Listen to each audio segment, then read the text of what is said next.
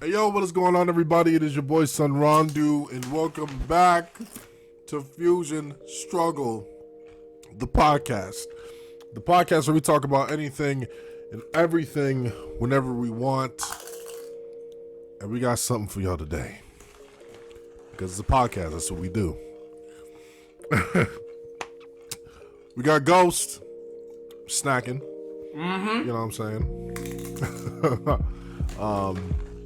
And you know what? Y'all probably gonna see me chomping away as well, because let me tell you something.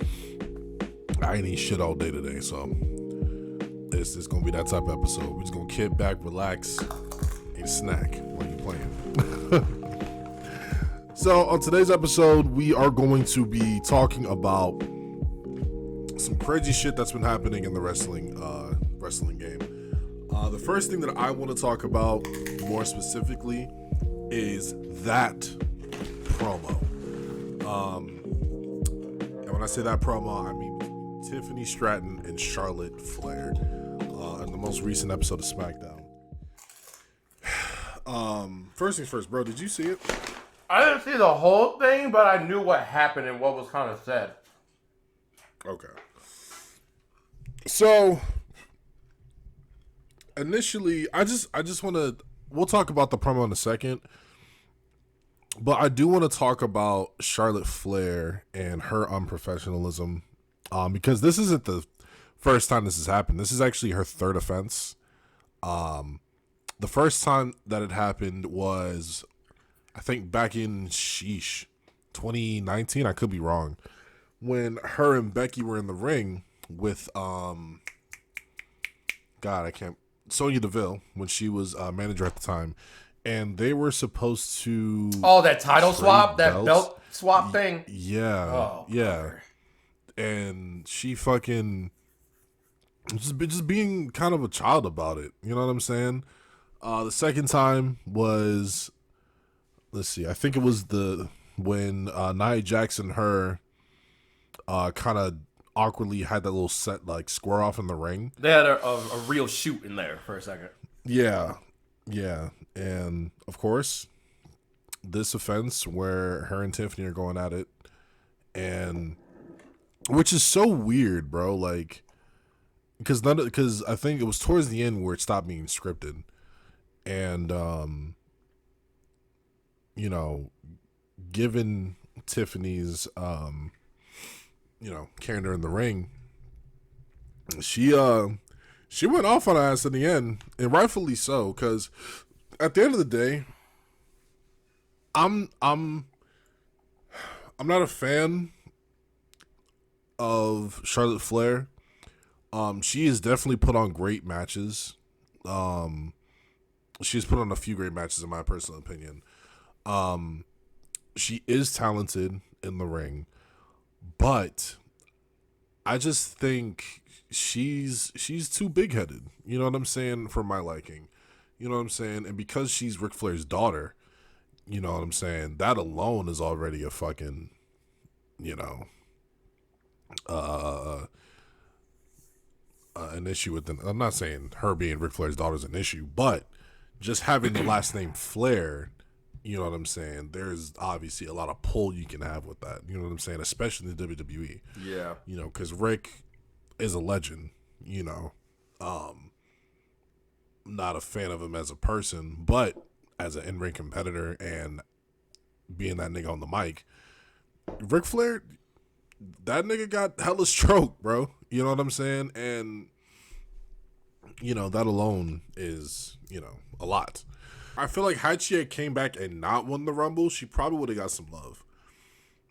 I ain't gonna lie. Because she was already, like, when she came out, because we haven't seen her in almost, a year? Right? Give or take? Give or take close to a year, but then if she didn't win, what would you do with her?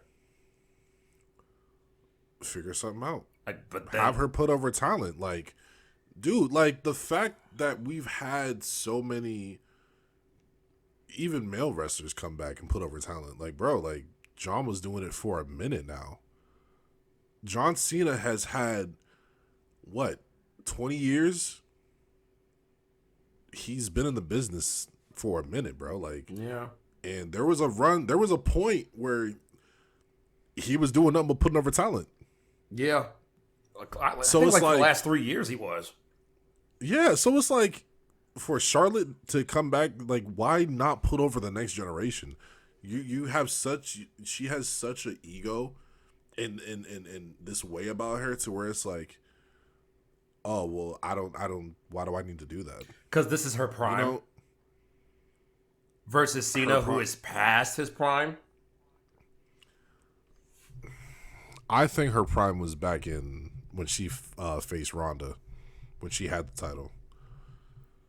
You know what I'm saying? Yeah, we're about to unfuse already. You said what? We're about to unfuse already, sadly. I mean, how do you feel about it? I mean, you know what? It's a weird spot, right? Because I do agree with you, but I feel like I do have to play devil's advocate a bit. Just given, let me try to dissect it piece by piece. Now, the thing, if you wanted to compare Cena to Charlotte as far as like being the top person, like whatever, you've been in this top position for essentially the entire time. The difference is that when it comes to John, and this could be a horrible example, y'all, so just bear with me as I try to dissect this. When it comes to John, you can tell, like, you can separate him as a human versus him as a entertainer, right? When it comes to Charlotte, the two blend too often to where her actual self is on the screen versus just like portraying a character. What I mean by that is that I think she does have, at the same time, she could just be a beautiful, wholesome person outside the ring, but I feel like with her attitude, her demeanor, her behavior, that's how she is outside of wrestling too, and that's what kind of like muddies the waters for me a bit. She definitely has this sense of like entitlement. She definitely has this God complex that she is the tippity top, and it doesn't matter what the company says or how we feel about it. She definitely has like supreme politics behind her. Not to say that John Cena doesn't too, because he definitely has politics, but when it comes to Charlotte, I feel like it's too blatant and it rubs people the wrong way. I feel like people that have been watching wrestling for as long as we have, or even longer, that's why we don't like Charlotte. Because don't get me wrong, I can respect Charlotte, but it's just something about her, like that God complex shows way too much, and it's just it rubs me off the wrong way. Like, I'm not taking away what she can do in the ring, because she is good. She's really good. There are people that are better, but she parades herself around too strongly to where it is a God complex. I'm like, pull back a little bit. Like, we can't separate you away from the character. Like, this is all you, and I don't like it. Yeah, because if it was just the character alone, then yeah, that's great. Fine. Cool. That's perfectly fine, because that's your character. This is the persona that you built for that character. But if this is you as a person, it's like, that sucks. Nah, Jack. Not only did she let the crowd get to her, which we've seen so many wrestlers, bro, like, and I'm not saying she's like the only person to do this. Like, we've seen a lot of wrestlers fumble on the mic. I mean, Roman Reigns. Yeah. You know what I'm saying? That's a perfect example right there. Mm-hmm. You know what I'm saying? But I feel like as a wrestler, as a creative as well, you should learn how to like bypass that. Yeah. You know what I'm saying? And I hate to use this nigga as an example, but well, no, I can use Dominic as an example. I love Dominic. I love Dominic too. And even though this nigga's a heel, we'll talk about Dominic in a second. But trust me, I got thoughts on that too. Example. Yeah. So using Dominic as an example, he's getting booed out the fucking building, but he gonna say what he gotta say. You know what I'm saying? You know what I'm saying? It's like she could have done that, but she's looking at everything too emotional. And I think it's because of, like, I don't know. I'm just not rocking. I'm just not jacking it. So, I'm just not jacking it, bro. I wanted to bring up the comparison of like Dominic and Charlotte, because that's a good comparison because of the whole Flair thing. Now, I understand that she wants to be her own entity. She wants to be her own thing. In the beginning, it was Charlotte Flair just because you're introducing this person, right? Second generation, could be third, I have no idea. Second generation, you know who he is. You know, everybody know who Ric Flair is, right? But at this point, since she's been in the business, I want to say close to 10 years at this point. You could have went about this a couple ways. One main way is to drop Flair at this point and just be Charlotte. Because we know your affiliation with your dad. That is fine. But if you say Charlotte Flair, you're going to have comparisons. But at the same time, you need, like you said, you need self-control when it comes to people still doing it. Because it's not what people say, it's how you react to that. Now, in this situation with the Chicago crowds are very unique and very different. It's not your old regular thing. We went together last year. You feel it's a different crowd. I haven't been around, like, I've only been in 2 wrestling crowds. But when you're in Chicago, period, you're going, even if you see it on the screen, you know something special is going to happen. This is not your regular Idaho town. Like, this is like something, we're going to be loud. We're going to cheer for the bad ones, and we're going to boo the good ones. It's like the Raw after WrestleMania, but every time you come to Chicago. So we're going to make our voices known. The fact that it was visibly seen that she was rattled, she was shaken, she really couldn't compose herself. The whole thing was over before it actually started in the first place. Dominic and Charlotte. Now, we all know Dominic is Ray's son. But the thing that is so cool about Dominic is that, yeah, he played to that in the beginning, but he developed his own personality. Yeah. And then at this point, he kind of gets compared to Eddie Guerrero and not even his dad anymore. But he understands it a lot better. Like, sometimes you do have to pander to that, but then it'll shapeshift and form into something else along the way. With Charlotte, she's trying too hard to separate from Flair, and it's not even a bad thing, but she's going too headstrong with it. Now, going back to this promo, the reason why Tiffany said what she said was direct retaliation from the promo the week prior. I didn't see that one either, but I wanted to do another side topic with this. Okay, so Charlotte is in a position politically where it's very high. When you're very high in the company, some things you can do that other people, by and large, can't do. You can call audibles. You can call like this, or whatever. You shouldn't do it too often, but that's where Charlotte messed up. That's where she fucked up. She used this privilege way too much and went off script. That's why Tiffany fumbled the week prior. To get her lick back, she made that comment. Should that comment have been made? No. That was way below the belt, and that was way too real to where I think in the same week, Charlotte was on the Sherry Show, where she publicly, for the first time, talked about that. Because usually if the wrestler doesn't talk about it, dirt sheets will, and that's sad. I hate that, because your life is no longer private. But something extremely private went public. And Tiffany saw that as a way to weaponize it. And that's why Charlotte made the whole Kaiser comment. I'm like, this is bad. This is bad. Like, I hope they made amends in the back. Otherwise, this could turn extremely bad by WrestleMania. Like, I'm not here for it. I'm telling you this right now. It's not going to end well. It's not. I hope it do, but because Kaiser even fucking made a he tweeted something, but it was a GIF of it was someone saying "Don't flatter yourself," and then he added Charlotte. Damn.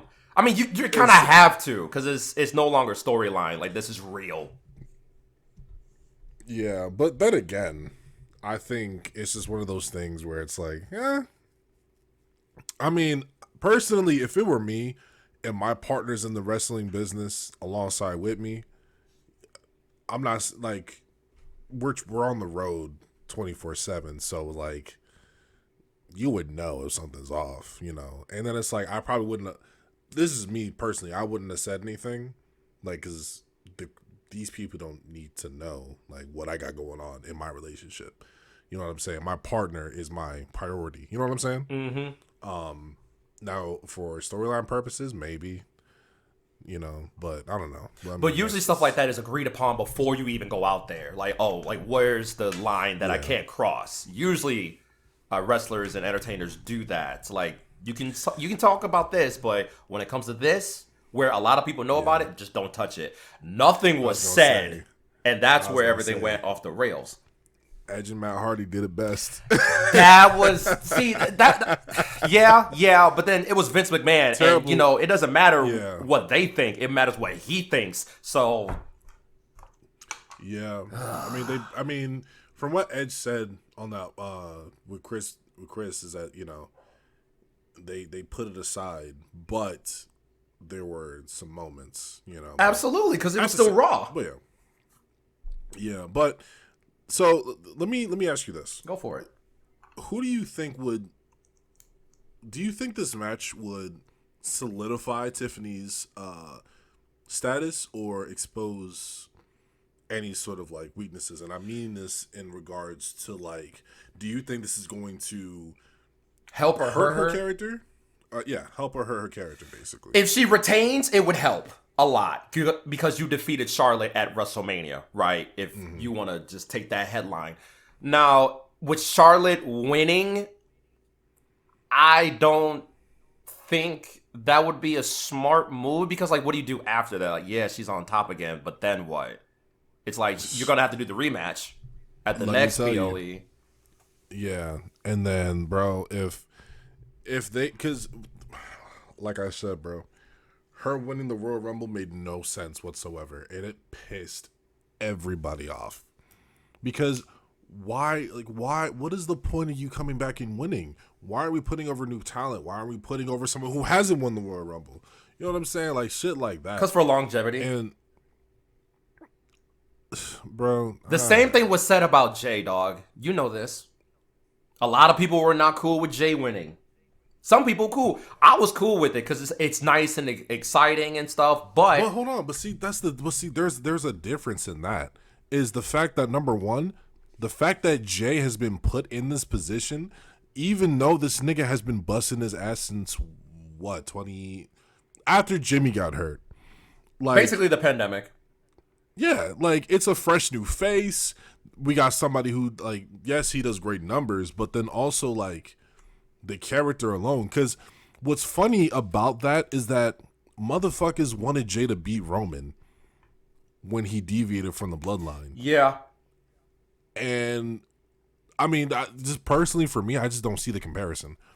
I don't, because Charlotte is a 14-time women's champion. 14-time women's...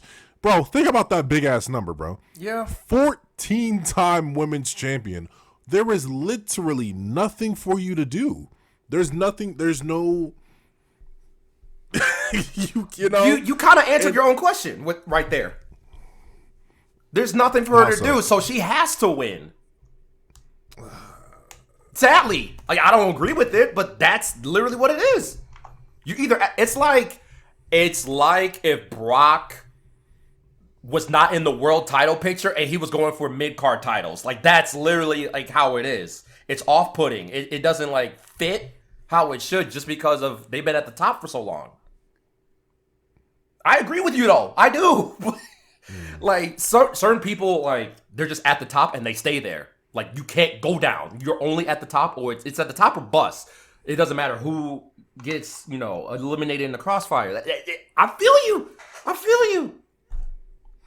Yeah, but it's like, at the same time, I feel like Charlotte is like, I feel like she's done enough to where she doesn't need a title. You know, like she doesn't need it. She, like I said, bro, like, she has all the accolades, all the wins. There's no purpose, you know. I'm trying to think, like, has she been in a feud that wasn't a title, like, surrounding around it? That's what I'm saying. I don't think I mean, what, her and Nia Jax? No, they've done that. I'm trying to think, like, what if she got drafted to Raw? Like, you're introduced new opponents, which is great, but it's a weird spot. Like, this is a weird spot. It is a weird She spot. has to be in a title picture somehow, because outside of that, what do you do? There's really, I mean, we could. I would love to see her in non-title feuds with people, just for like respect or whatever. But she's been in the title scene the entire time. It's like if Gunther was not in a title picture. That man has been champion longer than not at being a champion the entire time. But I ain't gonna lie, bro. I think that nigga's been a champion ever since he went to WWE. yeah, I think, what was the rate? The percentage was like, he's been champion for almost 80% of the time that he's been on the main roster or in the Fed, period. I'm like, damn, that's impressive. Like, you've always had a strap on you. That's what I'm saying. That just proves, like, not only are you dominant, but motherfuckers trust you. Right, exactly. And that's a burden. That's a huge burden, high key, for a company to trust you that highly. And it's like, he made a mid-card title special. Yes, he did. He made that, because when back when Sammy, Ricochet, when everybody that are at least high profile like wrestlers had the title, like, it just wasn't relevant. Like, it was just another. Yeah, okay. It was under a different regime too. Yeah, true. But we got 2 SmackDowns left. They could turn this around, going back to Charlotte and Tiffany. I hope they do, because the thing about this is, like, WrestleMania is kind of, it's special, but the build-ups can be very hit and miss. Like, think about WrestleMania 39 with Rhea and Charlotte. The build was not there. Like, it was really wish-washy. It was, this was when Rhea was slowly becoming a face, and then she actively became a face at WrestleMania. But the builds can be mid, but the actual match could be fire. So that's what I'm hoping that happens, but we'll see. But it definitely hit a level to where this is way too real. This is way too personal. Hopefully they don't do audibles, especially at WrestleMania. Like, please don't do a Hulk Hogan and Shawn Michaels type of thing. Just don't do that. Nah, you mean like a Hulk Hogan and Bret Hart thing? Because that pissed me off. I don't. That's escaping me. I don't know what we're talking about. This was when Yokozuna and Bret were fighting for the title. Oh, Russell. Oh, yeah. Oh, my God. At Caesar's Palace and all that.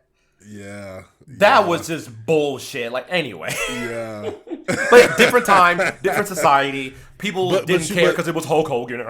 But yeah, but you see what I'm talking about, though, right? Like, yeah. just making that comparison, like,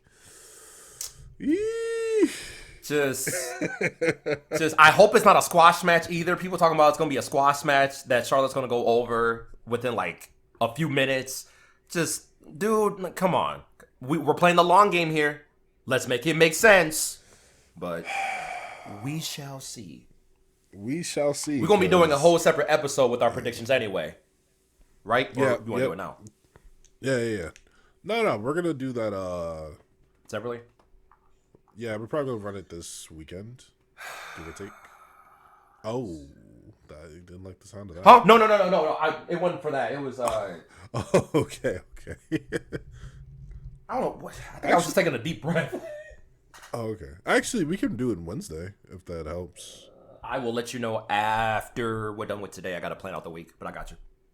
Okay, yeah, let me know. Subscribe for more, y'all. I'm trying to look at my list. Yeah. Oh, I think that's why I did the breath. I was like, all right, what are we doing? What do we talk about next? Because there really isn't an outline. We kind of just, Yeah, I got. Well, we can save this one later. Okay. I got one more topic, wrestling related.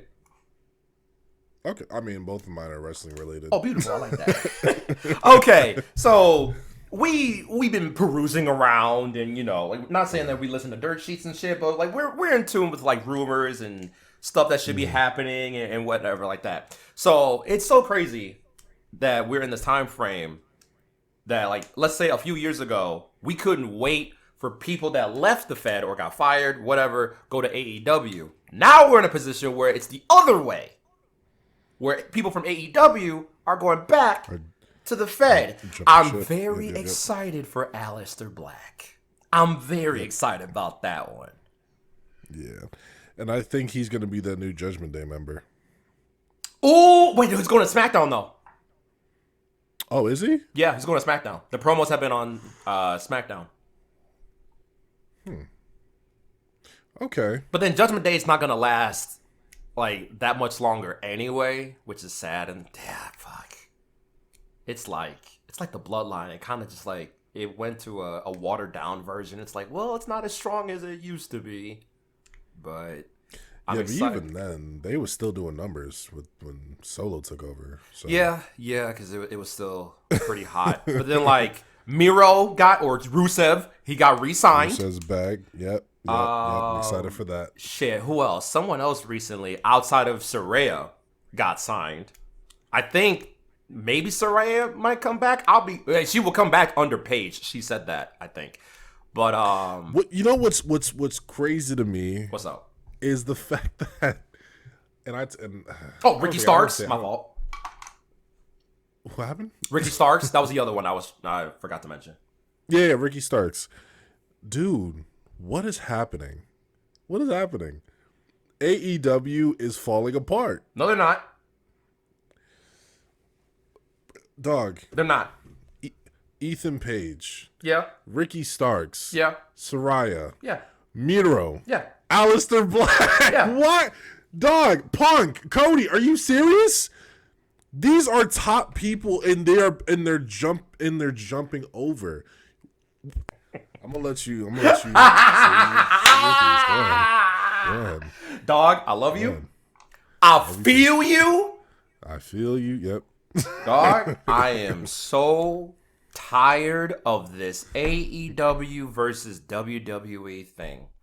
Not saying you, but people in general, when it comes to like talking about them, love to talk as if they were in the booking, if they had booking power, they would make it better. No, the fuck you would not. First of all, let's talk about AEW. Lest we forget, it is a younger company compared to the Fed, who's been here for decades. Been through different ownerships, give or take.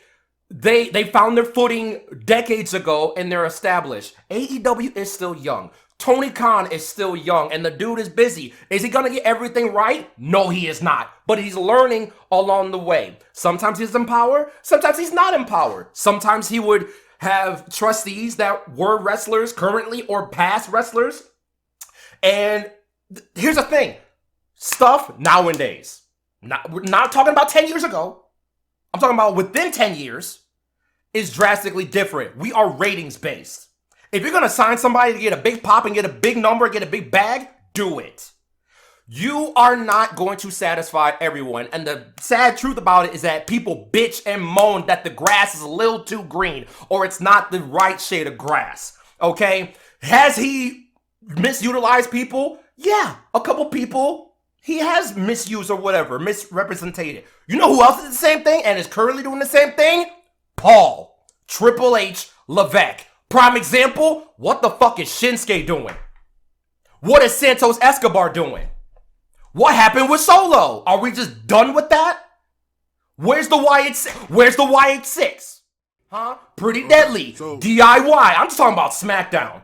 Come on now. Look at Finn Balor. You really think that... But at the same time, when I ask that question, crickets. My point is, let it play out. You either enjoy it or you don't. So I'll say this about Shinsuke. Go for it. I think he's still taking time off because of the passing of his brother. Okay. Which is why he dropped the title to LA Knight. So where was he before that? Before that, he had just had a title match with not LA Knight. He had a match with fucking I can't think. Hold on. Carmelo Hayes. No, I'm just using it as an example. Another person, Carmelo Hayes. What's going on with that? He got called up. Didn't really get used to his full potential. So let me say this, right? Go for it. and I actually meant to bring this up before we started talking about this, but I did have a bit of a scare, or I have a bit, not a scare, but I have a little bit of damn, bro, I can't think of words. You got it. Take your time. I don't know. I think I'm just a little anxious because we have a bunch of talent, bro. You know what I'm saying? So I guess trying to like just the time in the booking. So because we're signing, or not we, because there are so many people getting re-signed and signed, like there's only so much TV time, you know. So Another great point. So okay. So what are you trying to? No, it's fine. But so what are you trying to say? Here's the thing. You're just saying this is not a 1-for-1 comparison. And that's how people are treating it. They're treating it like it's a 1-for-1, like they're on the same footing. They are not. The Fed has shows to where they can expand the roster and spread them out across at least 3, at this point, maybe 4 shows.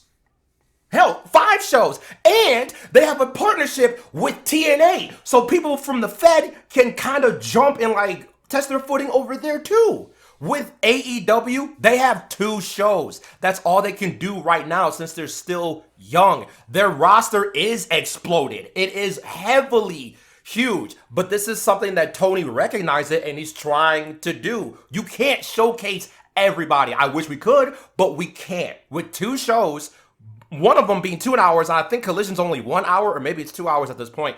But people are treating this like it's a 1-to-1 ratio. It is not. This is so broad. Tony is learning. He's still learning, and people are demonizing him for something that a common keyboard warrior thinks they can do better on. Sorry, y'all. WWE 2K can only save you so much virtually. You can't imagine the stress that Tony goes through on a day-to-day basis. You know what another big fumble was? Tony Storm. But we like to talk about, AEW dropped the bag on Ricky Starks. WWE dropped the bag with Tony Storm.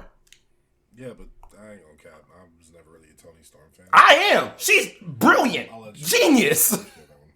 It's just like, why? I want to go back to enjoying both.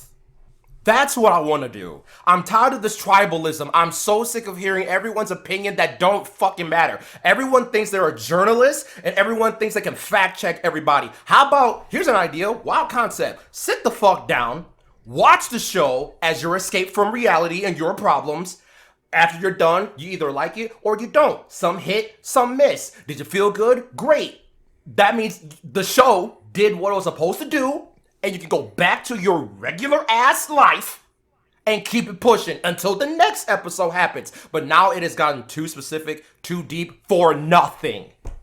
That's why I'm hot. Sorry, let me calm it down. So is Tony perfect? He is not, but he's learning and he's trying.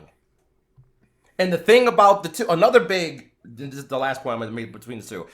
The Fed likes to repeat matches. They like to repeat feuds. The cool thing about AEW, you get a mixed bag almost every time. That's nice. It's good. You're supposed to have those differences. You don't want 2 of the same company. You want one that is distinguished from the other.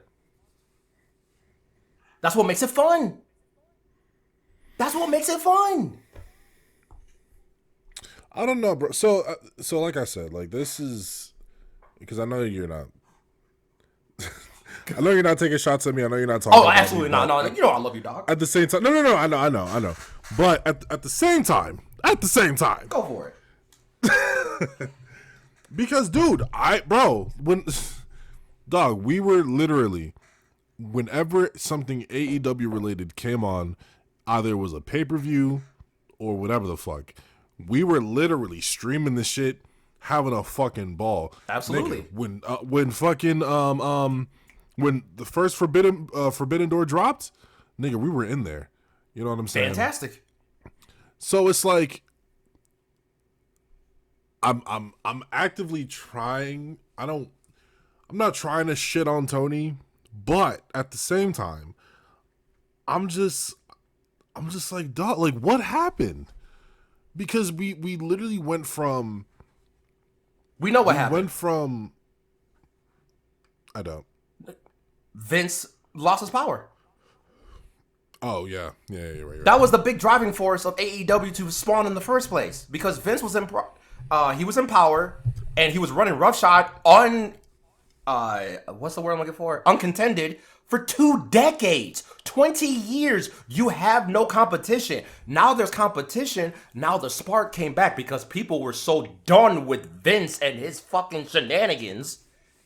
To where AEW spawned, it was a fresh new thing. It was like, okay, we get to see what the competition looks like. And they were thriving in the beginning because we were so fucking done with Vince. We were like, let's see this other thing. And they knew that.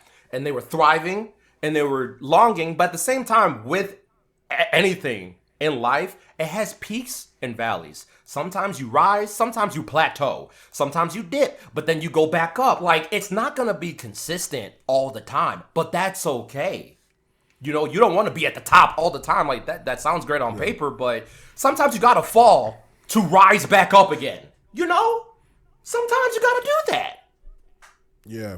And it's like, I'm not sitting here, I'm not 100% watching WWE all the time. Is that my main source? Yes.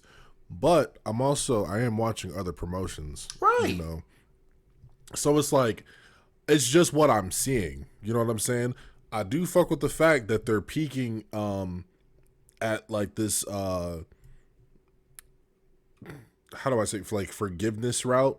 Like Hangman and Strickland. Like they're forgiving each other for their past sins. Yeah. You know what I'm saying? Like, small shit like that, like, I appreciate. You know what I'm saying? Because it just kind of makes you forget, like, okay, well, there's this going on. But then there's also this. You know what I'm saying? It's just, I think it's just the weird angles. And I'm trying not to, like, play a double standard because I know that I have a small habit of doing that sometimes, especially when it comes to, you know, wrestling. You know, WWE and AEW. Like, but it's natural because we've been watching it for so long, so it's naturally gonna happen.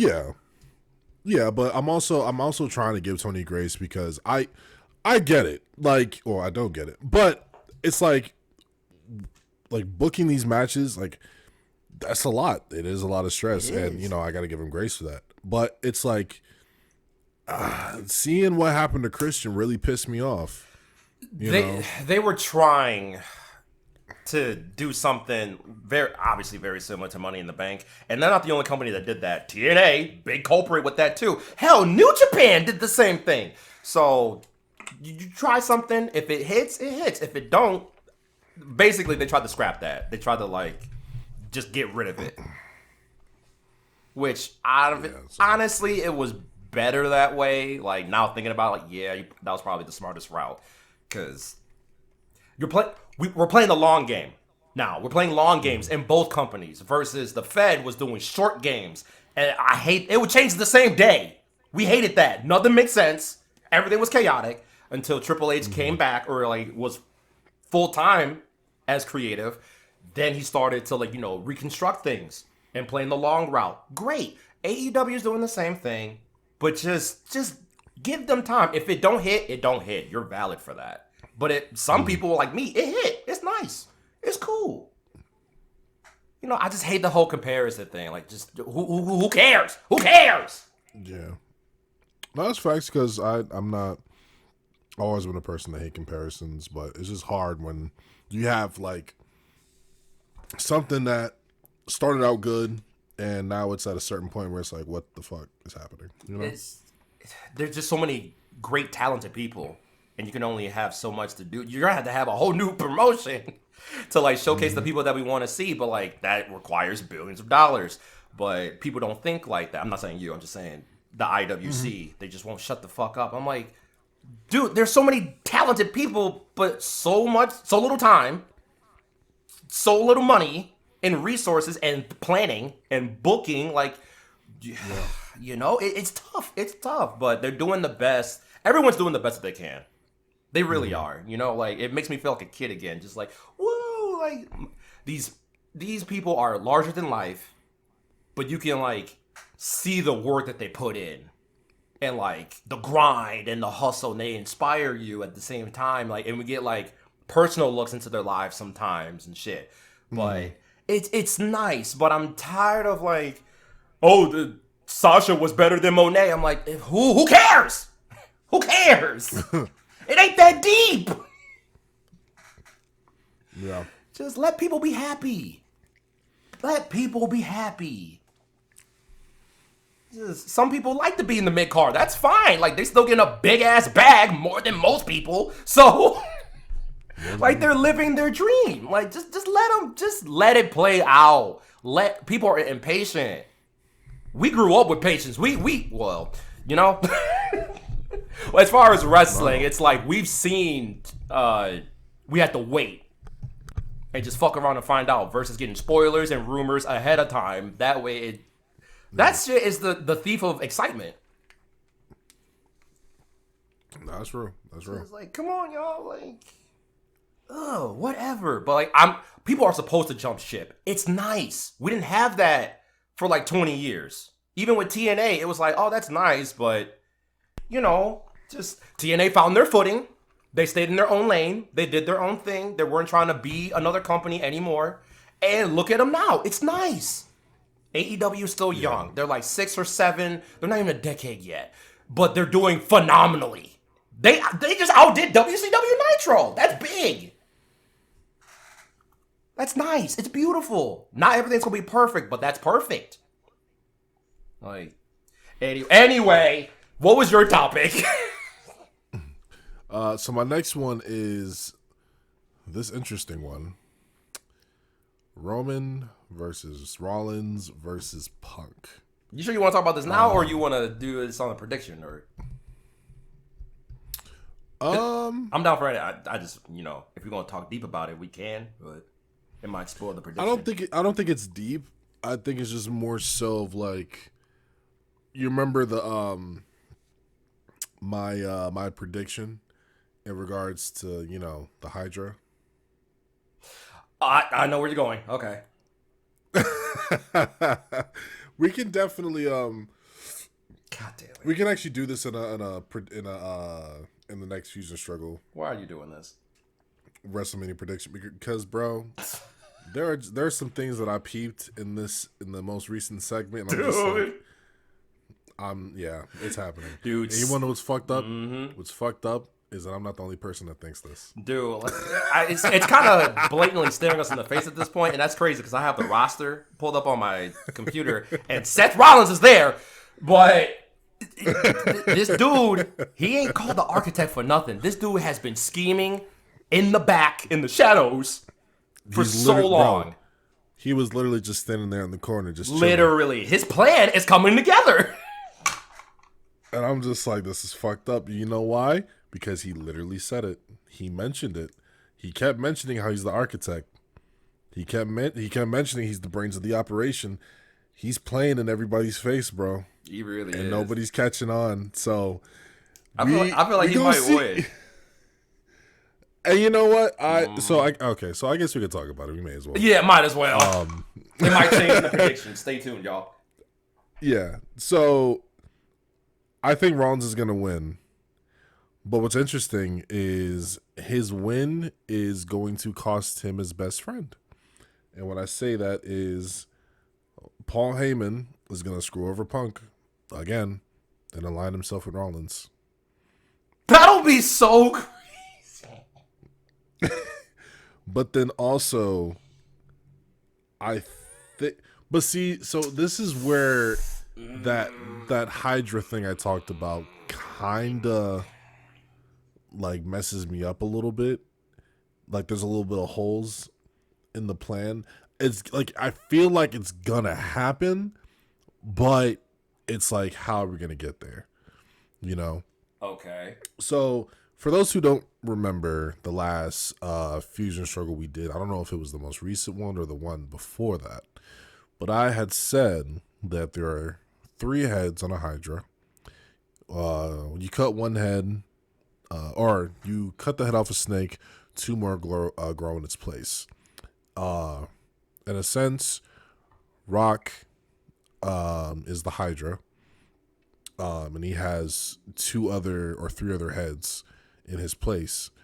We all thought it was going to be Drew. That was going to be the one to fuck around and, be the one that sold his soul to The Rock. But it ended up being John Cena. Now, granted, I still do think that Drew will still be in The Rock's corner. Because, we talked about it. Rock personally went over, signed Drew, gave him a sword. Like, it was all love. They were spotted with each other at the Netflix premiere. So he's definitely the other guy. But who's the last? Because there's 3 of them.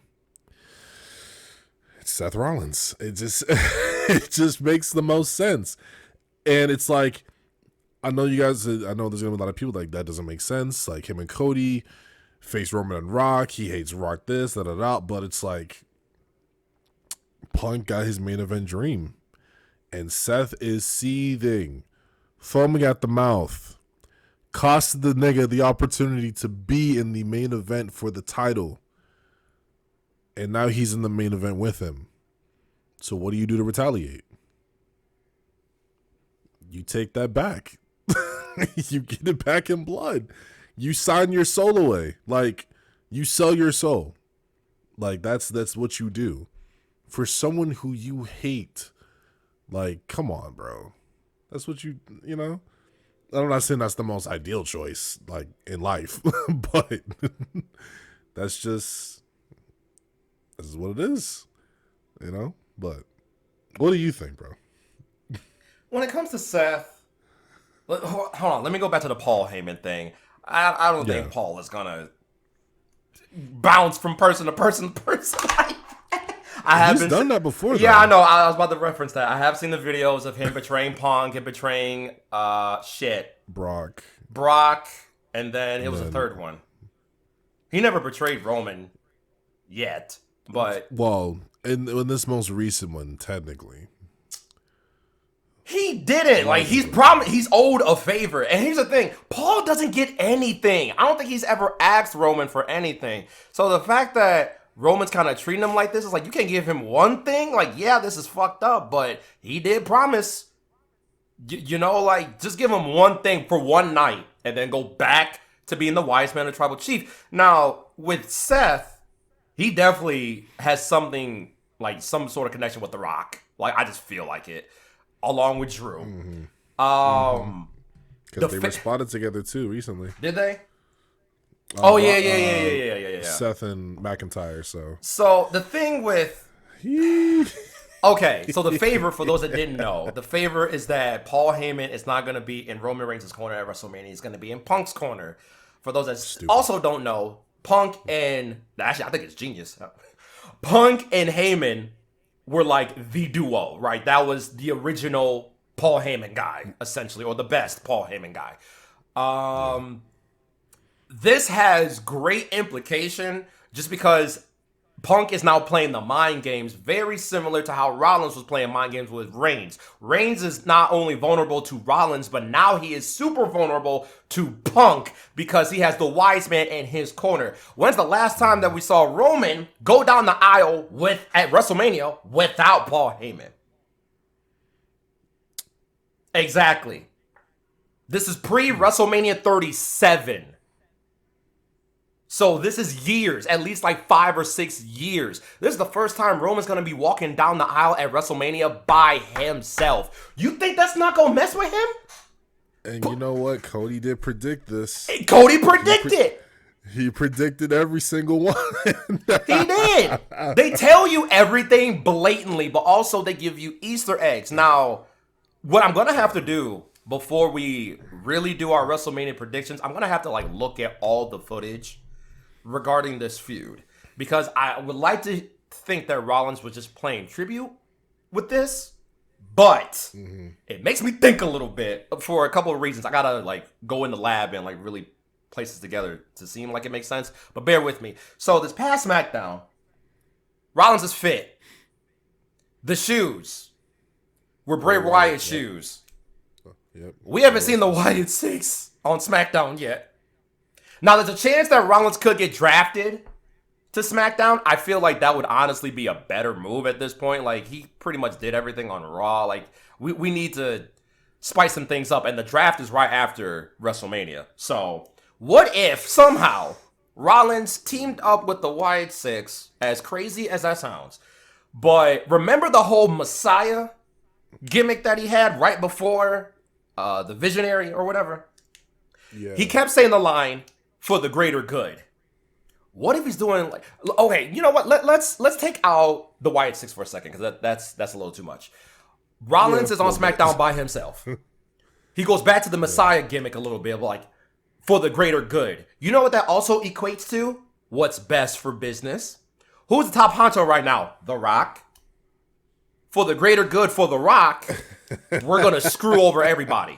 Yeah. Effectively, him selling his soul, along with Drew McIntyre. Yep, for the greater good. For the greater good. You know what's crazy? I didn't piece this together till now. What does the Messiah gimmick remind you of? Jesus.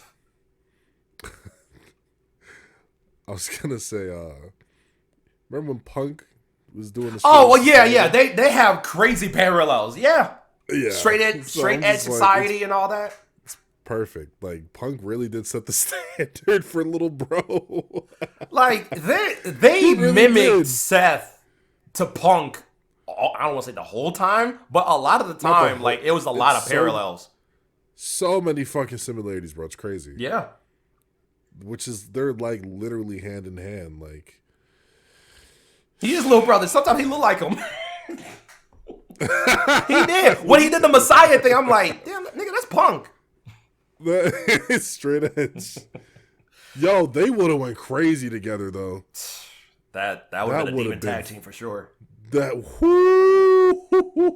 like, it's I'm trying to figure out this faction with The Rock, right? Let's say there are 3 people. John Cena being the first.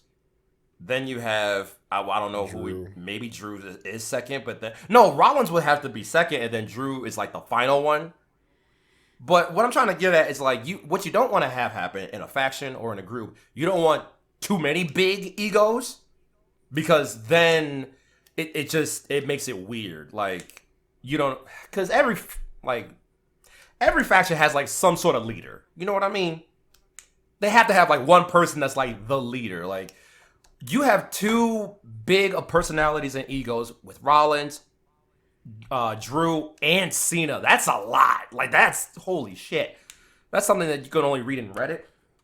That's a lot of ego. Exactly. It's a lot of ego versus, like, let's say the Final Testament. You had Karrion Kross being the leader, obviously. Then you had AOP, and then you had whatever. That makes sense. We got it. Cool. You don't want too many huge egos in one faction, because it's just ugh. Whatever. It's a clusterfuck. Yeah, but I think Drew would be like the world title type of person in that group. Cena would just be around and doing Cena things, but Rollins would, I don't know, kind of be like the secret, like snake or secret whisperer. I don't know, like the sleuthy one. You got John, that's like the big powerhouse or whatever. Then you got Drew, who's like the balance of everything. But then you got Seth, who's like a little slimy, a little devious, you know. I don't know. It's interesting, though, that we're talking about this. Yeah. My question is Cena gone after WrestleMania? No, he's gone at the end of the year. Oh, then, yeah, we got time. We definitely got time for this. but at the same time. Well, no, it's going to bleed some predictions. Yeah. I mean, we'll see. God damn it, Cena's going to win. Yeah. But this is gonna, I don't know if this is gonna push Cody over that. Oh shit. You know what? I think what really is, yeah, Seth's turning heel. And that's what's gonna push Cody over the edge. Seth turning heel? Yeah. Why? I say that because the fact that they went into WrestleMania 40 against Roman and Rock. Now, granted, yes, they lost. Seth is when I say Seth or Randy, I don't know. I feel like with Seth sacrificing himself, quote unquote, to have Cody win the title, it's just I don't know. It's weird. I don't know. Maybe I'm Didn't they have a promo like after the fact? I feel like it was maybe like a month ago. It was like, Seth was my shield, and I appreciate that. Thank you so much, or something like that. He gave Seth his flowers for what he did. I forgot, man. It had to be like really recent that happened. I don't know if they should run that back again, because they fought, I think, at least 3 times, maybe 4. But no, they fought 3 times. Just that program is pretty much done. It's like the same thing, because they culminated in Hell in a Cell. Once you do Hell in a Cell, like, you don't feud for like a few years. Because look at Punk and Drew. They're not feuding really anymore since then. Well, how long has it been since that Hell in a Cell match? When did it happen? Bad Blood? I'm talking about between Cody and Seth. I mean, that was years ago, but it's just like, how many years ago? I don't know. Has it been a few years? It's been like 2. It has to be like 2. Shit. Let's see. Cody versus Seth. Hell in a Cell. Perfect. Oh, shit. But it's running the same thing of like heel Rollins and face Cody. If you wanted to do this again, swap the 2. But then Seth as a face is like weird. He's better. Actually, everyone's better as a heel. But yeah, it's been a few years, bro. Would you want to see that again? At that point, I feel like you're going back to Roman and Brock territory. Yeah, but it's like, how many times have we seen Roman and Seth face off? Not that much, for good reason. I don't know. I mean, would I want them to feud? They wrestled a good like handful of times, like at least twice one-on-one. I'm not saying I want them to feud, but I'd want there to be like damn, bro, like I thought we were, cool type shit. It's like with John, I don't know. I'll probably write some stuff down. I don't know. But then, like, we're also implementing, like, the trade. Because Rollins would have to be traded to SmackDown and all that. And that's... We don't know. We don't know. But it makes it fun. There is a possibility that could happen, too. Yeah. But I'm also thinking, like... no, that doesn't make sense. Because I was about to say, like, usually couples get traded to the same show. But, like, look at Montez Ford and Bianca. Totally forgot. That's 2 separate shows. Yeah, because they're tag team champions on SmackDown, and she's on Raw. Unless she goes to SmackDown. Or the Street Profits go to Raw. You know what? The Street Profits going back to Raw would make sense. Because they've been on SmackDown for a grip. I mean, they're champions. Actually, no, since the last time they were champions, they were on SmackDown. So 5 years. Yeah. Yeah, so I don't know. They're champions right now, so they're gonna swap the belts anyway. I mean, not like a belt swap, but like they'll keep the titles, but the titles will go to the shows. So let's say the Intercontinental titles will go to SmackDown and vice versa. Yeah. No, I get that. Okay. I forgot there's a women's Intercontinental title. That's a sad thought. I told y'all. People were like, "Oh, we need this."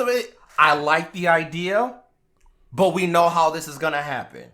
They don't even emphasize non-title feuds that often. Now you have a mid-card title. What are we? I'm tired of this forever feud of Chelsea Green and Michin. The amount of times they faced off, it had to be like 7. I'm over it. But let's talk about that booking decision. No, I ain't gonna do it. Just, you know what I mean? I'm just saying. I just think it's weird that they even decided to give the women an even card titles. Like if you had a big roster for it, yes, do it. But you don't. I guess I'm being hypocritical about it because I'm talking all this shit about Tony, but then that's That's what I'm trying to say, bro. That's what I'm trying to say. I mean, not you, but you know. No, look, it's okay. You can say me because I'm look. Listen, I can admit when I'm wrong. Same. But it's just like, you know, hey, like I understand people are not gonna be perfect. Like it's shit, but people make it way too deep and they just want to demonize without actually like looking at different perspectives. You know what I mean? Let's all talk in like creative form and not just say you're right and I'm wrong. Like what? Or vice versa. Like who cares? It's wrestling, y'all. Damn. Yeah. Nobody's perfect. Yeah. You think that's thriving in New Japan? No. But just watch wrestling and that's it. And, you know, and we gotta be patient. Yeah, I feel you. That's just. This is why I'm trying to get off of social media for this exact reason. What happened? No, because every time I go on Twitter, it's just people are just bitching and moaning. I'm like, this is not what I'm here for. I'm here to look at something else and leave. That is it.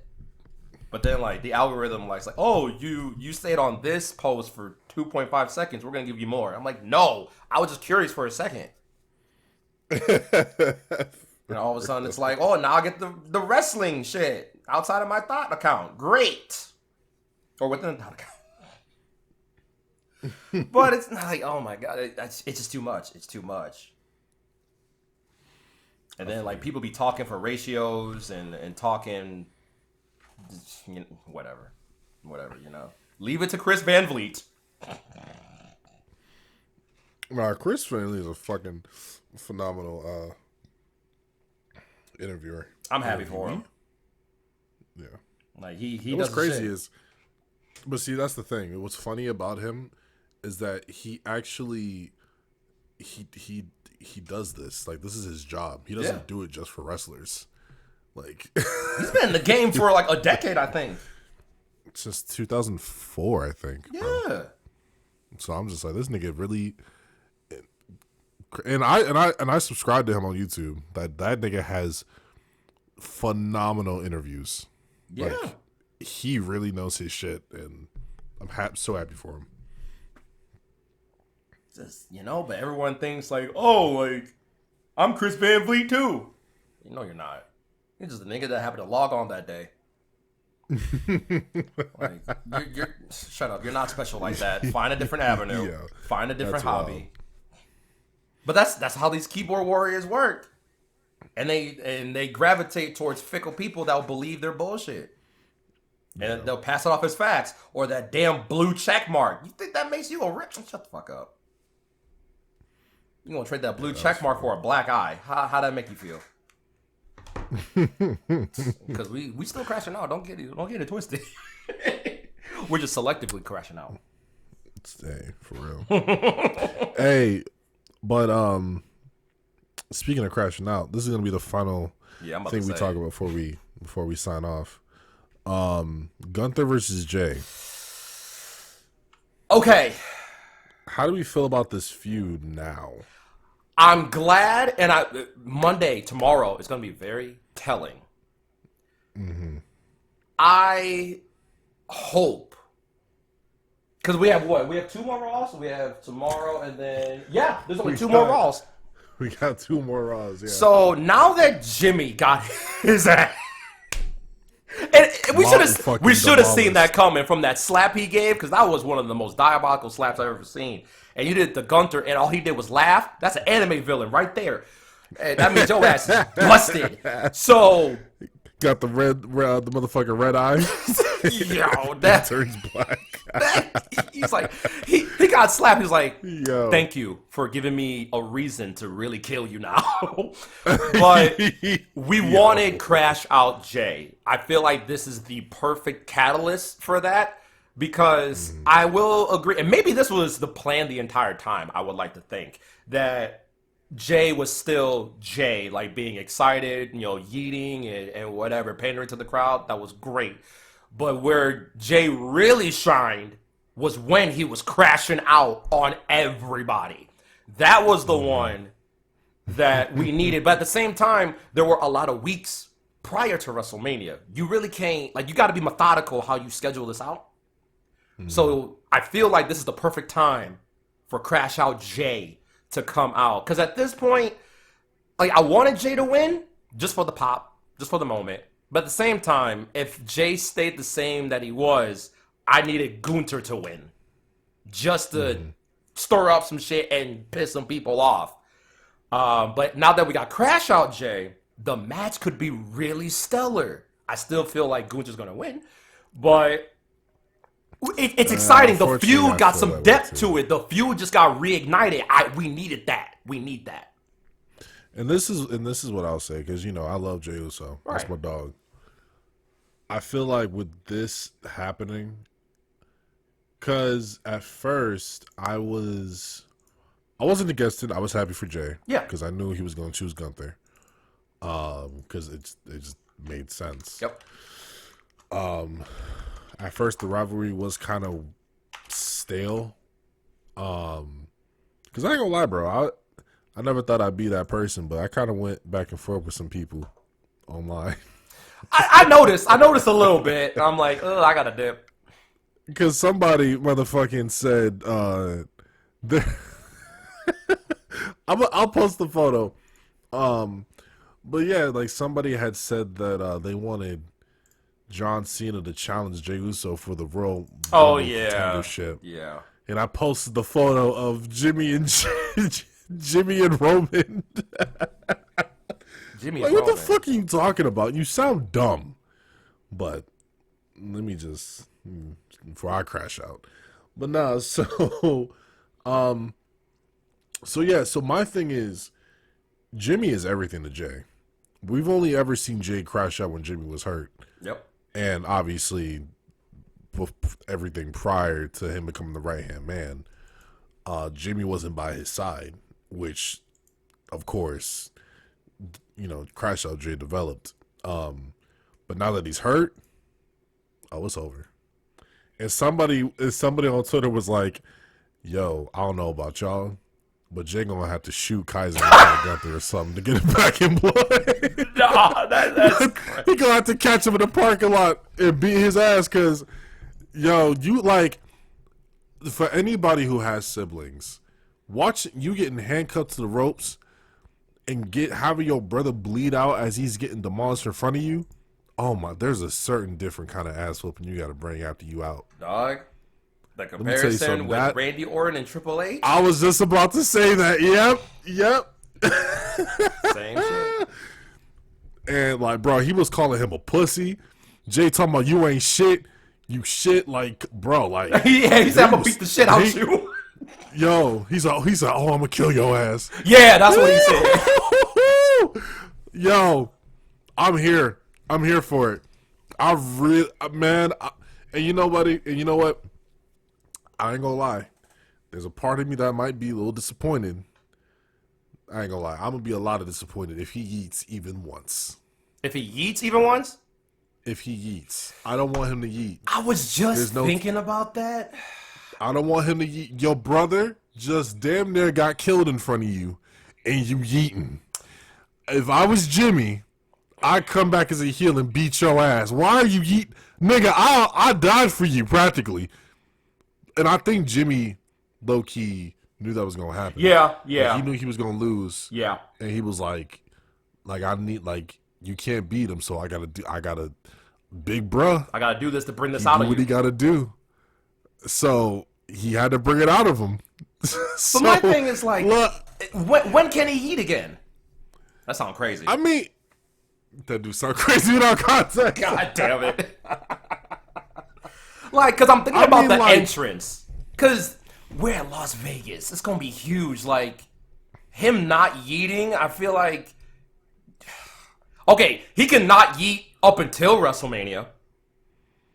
That'll be cool. Yeah, like, that's going to be different. Like, WrestleMania, you have to do that. Right. That's what I was getting at. Yeah, like, but the next couple Raws, you got this week's Raw, you got next week, you can't, no yeeting, bro.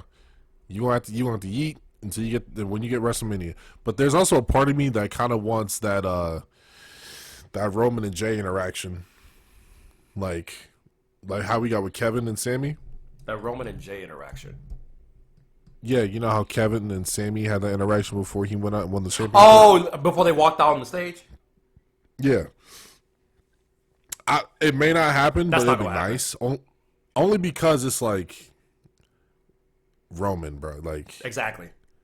you know. Like, it will make more sense if Jimmy did it. That would be clean. That would be nice. It's like, go out there, bro. Become world champion. Jimmy dead, bro. No, I'm talking about on WrestleMania. Like, he's gonna be fine then. If anything, I've seen memes. I'm like, Gunter, you need to watch out for Naomi, dog. She putting niggas in through car windows and shit. I was about to say, you got the whole family coming after you, bro. Are you playing? There's only one person that can take Gunter out. It's Naomi. Because Solo spiked him recently on a house show. Did he? Too. Yeah, he spiked him. Spiked who? Gunther. Oh, did he? Oh, I didn't see that. Yeah, it was. I think this was after Jimmy got his ass. Oh, well, the house shows are like manhandled. non-canon, obviously, but Yeah, but still, but that was still pretty. It's still pretty nice. it's gonna be a great moment. But these next 2 weeks, it's gonna be real telling. Hopefully they stick. They really hit. They really set it up. But we'll see. Yeah, I really hope so too. Because, boy, oh boy, let me tell you, the 19th and 20th is gonna be a bitch, Bro. 420 is on Easter. Yeah. And it's WrestleMania. I'm like, nah, I'm taking no calls.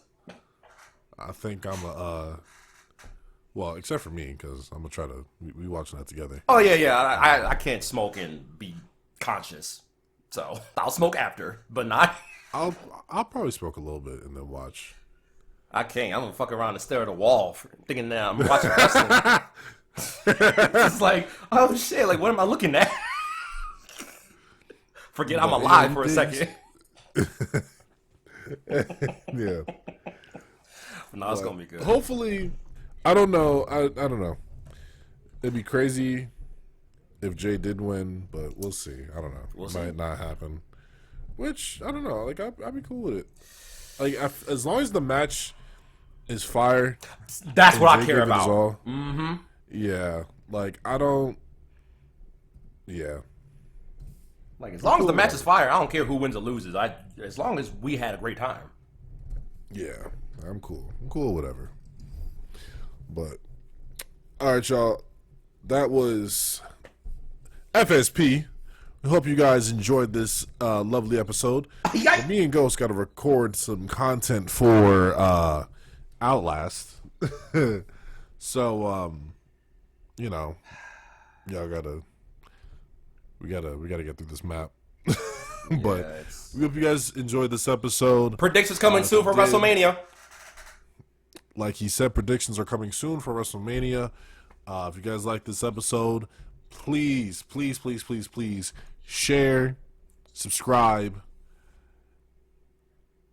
Tell your friends about it. and tell you. Yeah, well, that's the whole point of sharing, brother. Tell your boo thing. Sometimes you don't share with your boo thing. Tell your boo thing about us. Yeah, do that. If you guys want to follow Ghost the Rebel, you can follow him at. You can follow me on my what is it called? Website, which I need to update. It's been at least a year, I want to think. Glitchgrave.com. That is glitchxgrave.com. You can find all my socials there. You can find everything. Join the Discord. It is free. That also has all of my links and whatnot that might not be on the website just because I haven't updated it so long, but I'm trying to get off of social media a little bit. It's, I think I'm a little too old for it. But anyway, if you want to follow the man, the myth, the sage himself, you can follow him at. You can also follow me on my website, which is currently not up right now. But wait, what? Yeah, it's not like my page is not active, like Wix, payments and stuff. I'm not trying to talk about outside conversations inside the house, or better yet, on camera. But I'm doing it. But anywho. Once the website is back up, you can go ahead and go to risingsun.com. That is RISINGSONN.com, and y'all can see everything up there. I also do photography, so if you guys are interested, y'all can go ahead and follow me on my photography page as well, Rising Sun Studios. But for right now, we just talking about the Sonn Rondue, your boy, the sage, the one, the only. You know what I'm saying? YouTube, Sonn Rondue, SONNRONDUE. And like that, we're out. Peace, bitches. Why do I call them bitches?